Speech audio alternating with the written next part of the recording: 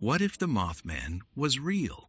On the night of November 12th, 1966, two young couples from Point Pleasant, West Virginia, drove out to a place the locals called the TNT Area.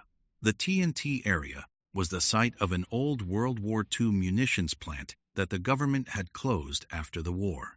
The land, the size of a small town, was riddled with old bunkers, crumbling storage igloos, and abandoned rail lines. To local teenagers, it was the best place in Mason County to park. The two couples were Roger and Linda Scarberry, and Steve and Mary Millette. They were in their late teens and early 20s. They had been to the TNT area before. They knew the roads. Around 11:45 p.m., as they drove past the old North Power Plant, a figure rose from the ground beside the road and ran alongside the car. The four teenagers told the Point Pleasant Register the next day what the figure looked like. It was between 6 and 7 feet tall, with large wings folded against its back and glowing red eyes. The figure made no sound. Roger Scarberry accelerated past 90 miles per hour. The figure kept pace with the car. It turned its head and looked at them through the window. The eyes were the only part of the figure that looked alive. The four of them made it to the Point Pleasant city limits. The figure turned away and disappeared. Within days, the first sighting, the Scarberry sighting, was not the only one. It was the first in a wave that lasted 13 months. Within days, the Point Pleasant Police Department and the Mason County Sheriff's Office were logging reports. Couples in cars. Truckers on Route 35. A group of 5 teenagers who watched the creature land on a porch roof and fold its wings. A man who claimed the creature followed him from the TNT area to his home 6 miles away and perched on his roof for the rest of the night. The descriptions were strikingly consistent. The creature stood between 6 and 10 feet tall, with large wings, sometimes bat-like, sometimes moth-like, and glowing red eyes.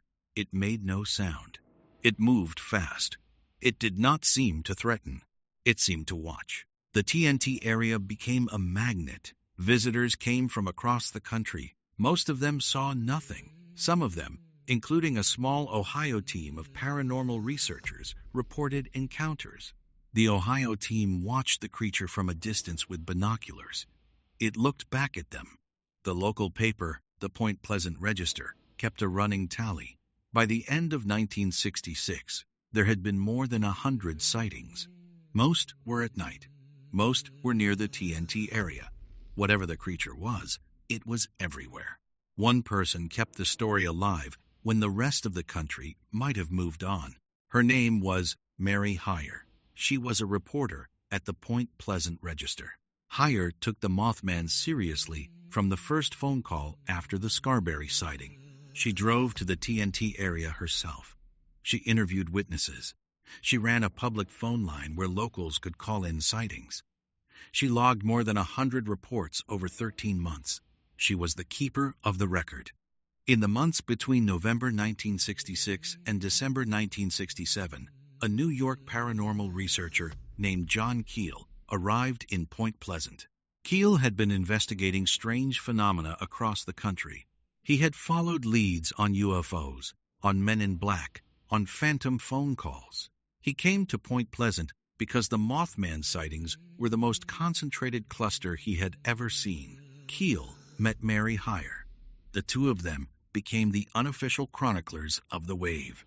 Keel also received a series of strange documents in the mail. They were typed, addressed to no one, and contained cryptic messages, lists of names, and references to a coming event.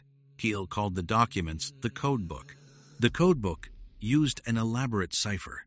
Keel cracked part of it. The parts he cracked included names of local Point Pleasant residents, some of whom had not yet become publicly involved in the Mothman story. The parts he cracked included references to a bridge. The bridge was the Silver Bridge. There is a related story from 1966 that does not get told as often. It involves a man who called himself Indrid Cold. In November of that year, around the same time the Mothman sightings began, a strange man was seen around Point Pleasant and the surrounding area. Witnesses described him as very tall, very thin, with a wide, fixed grin. He wore dark clothing. There was a strange quality to his eyes, sometimes described as hypnotic. The man approached individuals. He introduced himself as Indrid Cold. He would engage in conversation. Witnesses said he would predict events that then came true. He knew things about the people he was talking to that he shouldn't have known. He would grin so wide it was unsettling. Then he would vanish. John Keel met Cold personally. He watched Cold grin at him with teeth that were too wide for his face. Whether Indrid Cold was a real person, a phantom, a projection, or a figment of Cold War paranoia, the story is woven into the Mothman story in a way that does not quite make sense unless you take both stories seriously. Cold told Keel the Mothman was a separate phenomenon, a different kind of visitor. The Mothman, in Cold's telling, was not a man. Indrid Cold, in his own telling, was. On the night of October 29, 1967, a small TV newsman from a station in Charleston walked into the TNT area with a camera operator. The newsman was David Javins. The camera operator was a colleague. They were there to investigate the Mothman sightings. They were there to do a story. The two men drove into the TNT area around 9 p.m. They parked near the old power plant. They set up lights. They began to broadcast. The broadcast was live. It went out over the Charleston area on WCHS. The surviving recordings show a professional, uneventful shot. Then, mid-broadcast, the camera operator screamed. The camera fell. The audio cut to static. The lights died. The two men ran. They made it to the car. They drove. On the way out, the headlights of the car illuminated the figure. It was standing in the road. It was tall. It had wings. It was watching. The two men got out. The camera was retrieved. The recording, by those who heard it broadcast that night, included sounds that have never been satisfactorily explained. The station received no phone calls about the broadcast. The staff did not know what to do with the footage. The footage was not aired.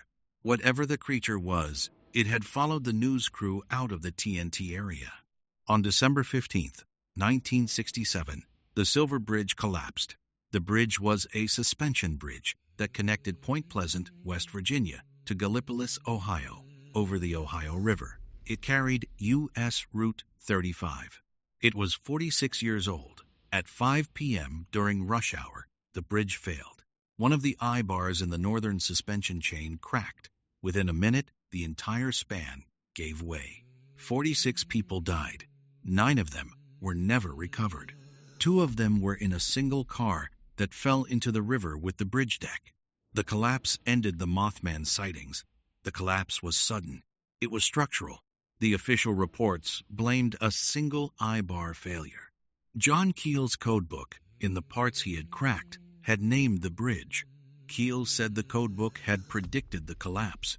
Some have argued the collapse was the warning. Others have argued it was the cause. Others have said the creature simply moved on, the way wild animals move on when their territory is destroyed. The Mothman was never seen in Point Pleasant again. John Keel spent the next several years writing up everything he had learned. In 1975, he published a book called The Mothman Prophecies. The book made the case that the Point Pleasant wave was part of a larger pattern of strange phenomena across the United States in the late 1960s. It sold modestly at first. It was reissued in 2002 in the run-up to a Richard Gere film of the same name. 60 years later, Point Pleasant is preparing. November 15, 2026, will be the 60th anniversary of the first Mothman sighting. The Mothman Festival, held every September in Point Pleasant since 2002, will mark the anniversary with a special 2-day event on September 19th and 20th. Researchers, witnesses, and curiosity seekers will gather at the TNT area, now part of the McClintic Wildlife Management Area, to remember the wave. In the spring of 2026, a team of researchers from West Virginia University and the Midwest Mothman Researchers Collective collected more than 100 environmental DNA samples from the McClintic Wildlife Management Area. The samples were tested for any non-native or anomalous species. The results, published in May, identified only known wildlife. There was no anomalous DNA. That did not stop new sightings. In April 2026, a trucker on State Route 2 outside Point Pleasant reported a tall figure with red eyes on the shoulder of the road at 3 a.m. The figure turned its head toward the truck, then launched into the trees. The witness told the Point Pleasant Register that the figure had made no sound. In June, a couple from Gallipolis, Ohio, reported watching a winged figure cross the road in front of their car on Route 7, 10 miles north of the Silver Bridge replacement. They were not believers before the sighting. They did not have an explanation after it. The 60-year anniversary is also a forensic anniversary. Researchers are re-examining Mary Hyre's original 1966 sighting log, the surviving WCHS broadcast footage, and the John Keel codebook documents, now held at the West Virginia State Archives. Here is what the record contains: 100 or more sightings in 13 months. 2 couples named Scarberry and Millette, who were the first to see the figure and who told the local paper within 24 hours. A reporter, Mary Hyre, who logged the wave in real time. A researcher, John Keel, who arrived from New York and stayed for years. A codebook, partially cracked, that named the bridge before the bridge collapsed. A news crew, led by David Javins, whose live broadcast cut to static mid-sentence.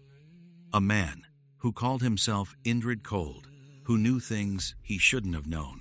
Here is what the record does not contain: a photograph, a body, a specimen, a clear scientific explanation for the wave.